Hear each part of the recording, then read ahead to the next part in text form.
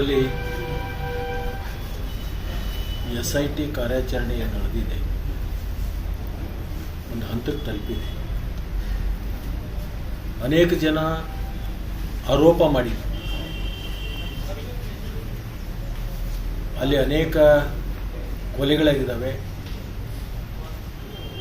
ಅತ್ಯಾಚಾರ ಆಗಿದೆ, ಅನಾಚಾರ ಆಗಿದೆ, ಅದರದ ತನಿಖೆ ಆಗಬೇಕು ಅಂತ ಹೇಳಿ ಭಾಳ ದಿವಸಗಳಿಂದ ಅದು ಆರೋಪ ಮಾಡ್ತಾಯಿದ್ರು. ಅದಲ್ಲದೇ ಕೋರ್ಟಿಗೆ ಹೋಗಿ ನ್ಯಾಯಾಧೀಶರ ಮುಂದೆ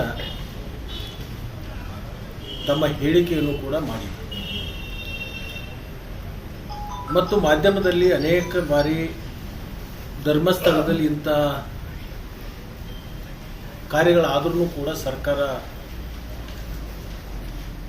ಯಾವುದೇ ತನಿಖೆ ಮಾಡ್ತಾ ಇಲ್ಲ, ಆರೋಪಗಳಿಗೆ ಉತ್ತರ ಕೊಡ್ತಕ್ಕಂಥ ಕಾರ್ಯದಲ್ಲಿ ಸರ್ಕಾರ ವಿಫಲ ಆಗ್ತಿದೆ ಅಂತಕ್ಕಂಥ ಅನೇಕ ಟೀಕೆಗಳು, ಟಿಪ್ಪಣಿಗಳು ಬರ್ತಕ್ಕಂಥ ಸಂದರ್ಭದಲ್ಲಿ ಒಂದು ಸರ್ಕಾರದ ಮೇಲೆ ಕೆಲವೊಂದು ಆರೋಪಗಳು ಮಾಡಿದ ಮೇಲೆ ಅದರ ಬಗ್ಗೆ ತನಿಖೆ ಮತ್ತು ವಿಚಾರಣೆಗಳನ್ನು ಮಾಡಬೇಕಾಗುತ್ತೆ. ಅದರಿಂದ SITಗೆ ಅದನ್ನು ಕೇಸನ್ನು ವರ್ಗಾವಣೆ ಮಾಡಿ SIT ಮುಖಾಂತರ ತನಿಖೆಯನ್ನು ನಡೆಸಿದ್ದಾರೆ. ಆ ತನಿಖೆ ಒಂದು ಹಂತಕ್ಕೆ ಬಂದ್ಬಿಟ್ಟಿದೆ. ಆ ಮುಸುಕುದಾರಿ ವ್ಯಕ್ತಿ ನಾನೇ ಖುದ್ದಾಗಿ ಒಂದು ಕೊಲೆ ಆಗಿರ್ತಕ್ಕಂಥ, ಅತ್ಯಾಚಾರ ಆಗಿರ್ತಕ್ಕಂಥ ಡೆಡ್ ಬಾಡಿಗಳನ್ನು ಮಣ್ಣಲ್ಲಿ ಹೂತಿದ್ದೀನಿ ಅಂತಕ್ಕಂಥದ್ದನ್ನು ಹೇಳಿಕೆಯಲ್ಲಿ ಕೊಟ್ಟಿದ್ದರು. ಅದೆಲ್ಲವೂ ಕೂಡ ಕೋರ್ಟದ ಮುಂದೆ ಹೇಳಿಕೆ ಕೊಟ್ಟ ಮೇಲೆ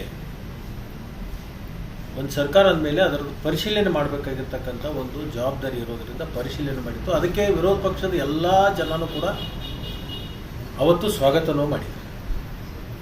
ಬಂದಿರತಕ್ಕಂಥ ಆರೋಪದ ಬಗ್ಗೆ ತನಿಖೆಯಾಗಿ ಜನರಲ್ಲಿ ಅದರದೊಂದು ಸತ್ಯಾಸತ್ಯತೆಯನ್ನು ತಿಳಿದು ಅವಶ್ಯತೆ ಅಂತಕ್ಕಂಥದ್ದನ್ನು ಆಡಳಿತ ಪಕ್ಷ ಮತ್ತು ವಿರೋಧ ಪಕ್ಷ ಎಲ್ಲವೂ ಕೂಡ ಅವತ್ತು ಈ SIT ಬಗ್ಗೆ ಸ್ವಾಗತವನ್ನು ಕೂಡ ಮಾಡಿದರು. SIT ತನಿಖೆ ಒಂದು ಹಂತಕ್ಕೆ ಬಂದ್ಬಿಟ್ಟಿದೆ. ಈಗಾಗಲೇ ನಮ್ಮ ಪಕ್ಷದ ಅಧ್ಯಕ್ಷರು ಕೂಡ ಅದರ ಬಗ್ಗೆ ಒಂದು ಹೇಳಿಕೆಯನ್ನು ಕೊಟ್ಟಿದ್ದಾರೆ. ಖಾಲಿ ಡಬ್ಬಿ ಇದೆ ಅಂತಕ್ಕಂಥದ್ದು ಅದು ಮೇಲ್ನೋಟಕ್ಕೆ ಅದೇ ಥರ ಕಾಣ್ತಾ ಇದೆ. ನಮ್ಮ ದೇಶದಲ್ಲಿ ಭಾವನಾತ್ಮಕವಾಗಿರ್ತಕ್ಕಂಥ ಅನೇಕ ವಿಚಾರಗಳಿಗೆ ನಾವೆಲ್ಲರೂ ಕೂಡ ಇದ್ದೀವಿ. ನಾವು ಮೂಢನಂಬಿಕೆಗಳನ್ನು ನಂಬತಕ್ಕಂಥವ್ರಲ್ಲ, ಮೂಢನಂಬಿಕೆಗಳನ್ನು ನಂಬತಕ್ಕಂಥವ್ರು. ಧರ್ಮಸ್ಥಳದಲ್ಲಿ ಮೂಢನಂಬಿಕೆ ವಿಚಾರ ಆಚಾರಗಳಿಲ್ಲ. ಬಹು ದಿನಗಳಿಂದ, ಬಹು ವರ್ಷಗಳಿಂದ, ನೂರಾರು ವರ್ಷಗಳ ಕಾಲದಿಂದಲೂ ಕೂಡ ಅಲ್ಲಿ ಒಂದು ಮೂಲ ನಂಬಿಕೆಯನ್ನು ಇಟ್ಕೊಂಡು ಜನ ಹೋಗ್ತಕ್ಕಂಥದ್ದು ಮತ್ತು ಅಲ್ಲಿ ಒಂದು ಧಾರ್ಮಿಕ ಭಕ್ತಿ ಇರ್ತಕ್ಕಂಥ ಒಂದು ಸ್ಥಳ. ಅಲ್ಲಿ ಜಾತ್ಯತೀತವಾಗಿ ಎಲ್ಲ ಜನರು ಕೂಡ ಧರ್ಮಸ್ಥಳಕ್ಕೆ ಹೋಗ್ತಾರೆ, ದೇವರ ದರ್ಶನವನ್ನು ಮಾಡ್ಕೋತಾರೆ.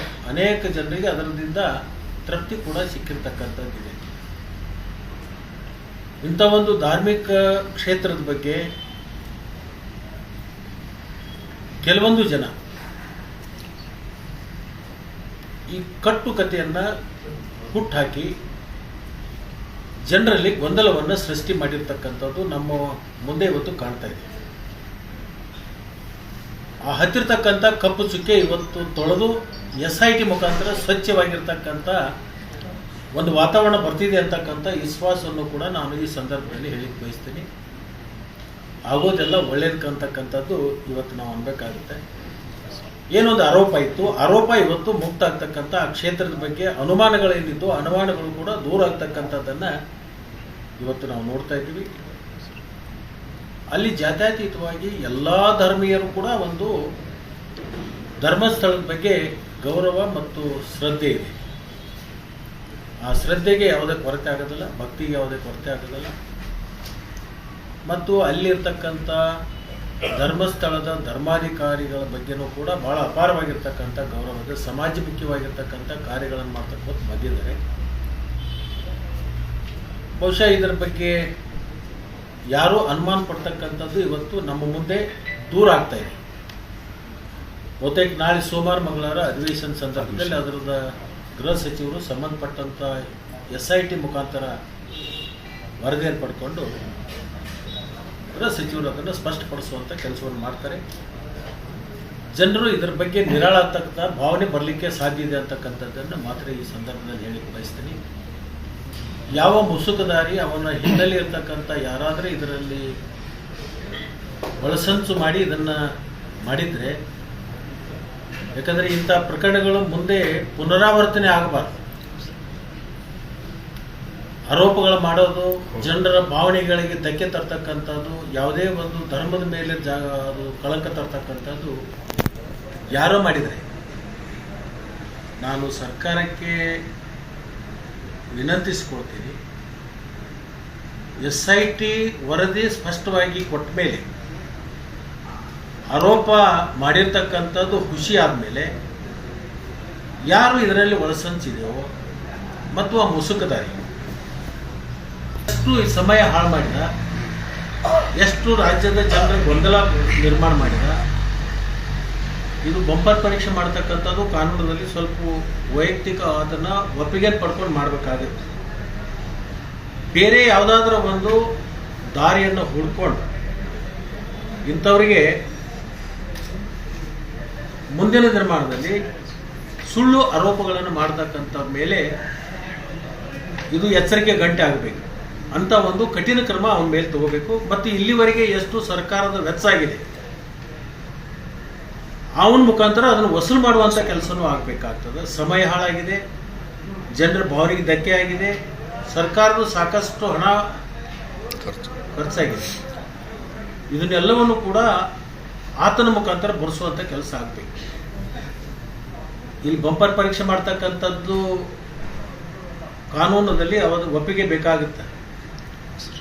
ಬಟ್ ಬೇರೆ ದಾರಿಯಿಂದ ಯಾವುದಾದ್ರೂ ಕೂಡ ಒಬ್ಬ ಆರೋಪಿ ಆಗಿರ್ತಕ್ಕಂಥ ಒಂದು ಇವತ್ತಿನ ಈ ಆರೋಪ ಸುಳ್ಳಾದ ಮೇಲೆ ಅವನೇ ಆರೋಪಿ ಆಗ್ತಾನೆ, ಅವನ ಮೇಲೆ ಶಿಸ್ತು ಕಾನೂನು ಕ್ರಮ ಆಗಬೇಕು ಅಂತಕ್ಕಂಥದ್ದನ್ನು ಕೂಡ ನಾನು ನನ್ನ ವೈಯಕ್ತಿಕ, ಇದು ಪಕ್ಷ ಮತ್ತು ಸರ್ಕಾರದಲ್ಲ, ಇದು ನನ್ನ ವೈಯಕ್ತಿಕವಾಗಿರ್ತಕ್ಕಂಥ ವಿಚಾರವನ್ನು ಇವತ್ತು ಸಮಾಜದ ಮುಂದೆ ನಾನು ಸ್ಪಷ್ಟಪಡಿಸ್ತೀನಿ.